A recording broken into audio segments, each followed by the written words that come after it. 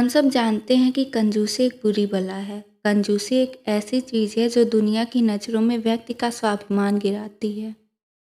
आज हम जो कहानी पढ़ेंगे वो ऐसे ही एक कंजूस सेठ के बारे में है, जो रात दिन धनवान बनने के सपने देखता।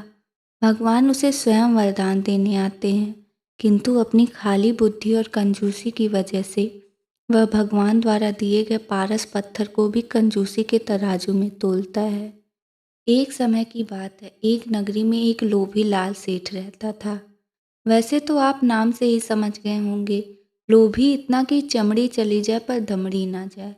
मुंजी ऐसा था, धूप सर्दी कुछ नहीं देखता, बस भाग दौड़ केवल धन के लिए करता रहता था। उसके दिमाग में बस एक ही बात बैठी हुई थी कि किसी तरह बहुत बड़ा धनवान बनूं। सुबह शाम रात दिन बस हाय धन करता रहता। दुकान में तराजू के पड़ले चमड़े के थे, तराजू की दांडी लकड़ी की और बाट दूसरी दुकानों से उधार मांग कर रखे थे। अपना एक पैसा खर्च नहीं करता। मंदिर में जाकर रोज दीपक जलाता और कहता, हे शंकर भोले, तू तो बड़ा दयालु है, मुझे एक बार धनवान बनने का मौका दे। ऐसे ही काफ़ी दिन बीत गए तो एक दिन पार्वती माता शंकर जी से बोलती हैं, हे नाथ, इस लोभी लाल सेठ को तो देखो, रात दिन हाय धन करता रहता है। प्रभु, मेरे कहने से आप इसको एक बार धनवान बनने का मौका दें, आपकी बड़ी कृपा होगी। शंकर जी बोले, पार्वती तू बड़ी भोली है। इस लोभी लाल को अगर मैंने धन दे दिया, धनवान बना दिया तो यह दीपक जलाना भी छोड़ देगा। लेकिन पार्वती माता के बार बार जिद करने पर शंकर जी ने कहा, ठीक है, मैं इसको एक मौका देता हूँ, आगे इसकी किस्मत।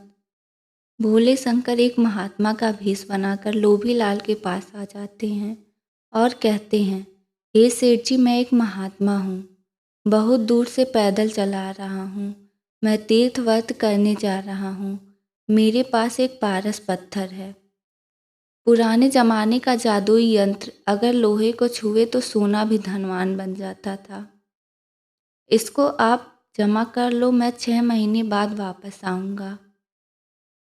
सेठ जी अत्यधिक प्रसन्न होकर बोले, ठीक है, 6 महीने में मैं आपको लौटा दूंगा। महात्मा बोले, नहीं सेठ जी, पहले मेरी एक शर्त मंजूर करो।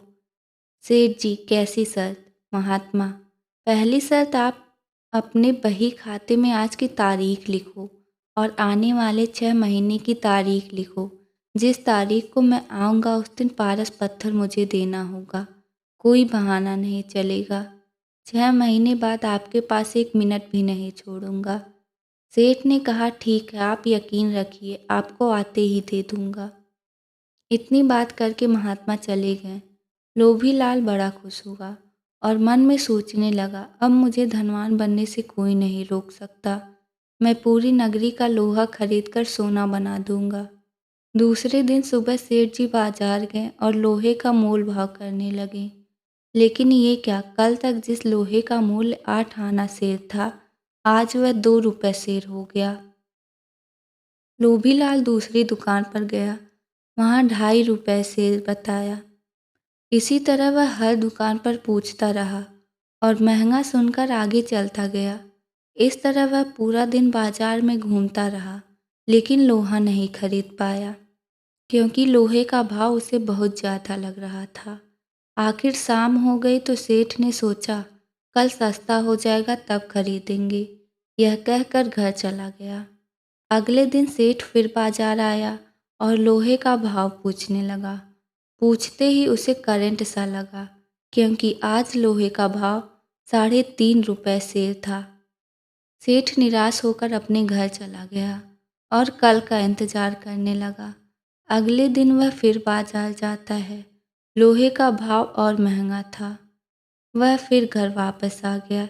ऐसे ही दिन बीतते गए, लोहे का भाव दिन दिन बढ़ता गया और वह एक दिन सस्ता होगा यही उम्मीद लगाए बैठा रहा।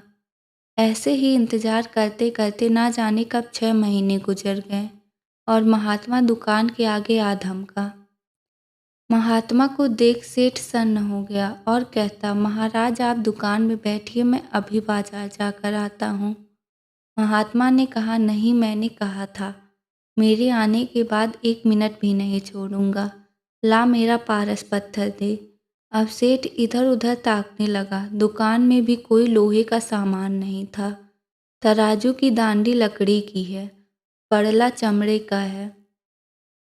आखिर दुखी होकर सेठ ने पारस पत्थर महात्मा को दे दिया। महात्मा वहाँ से चले जाते हैं और सेठ जी सिर पकड़ रोने लगता है। हाय, मैं कितना कंजूस हूँ, मैं 2 रुपए से लोहा नहीं खरीद सका।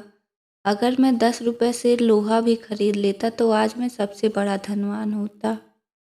किसी ने बहुत खूब कहा है, अच्छा दिन पाछा गया प्रभु से कियो न हेत, अब पछताए होत क्या जब चिड़िया चुग गई खेत।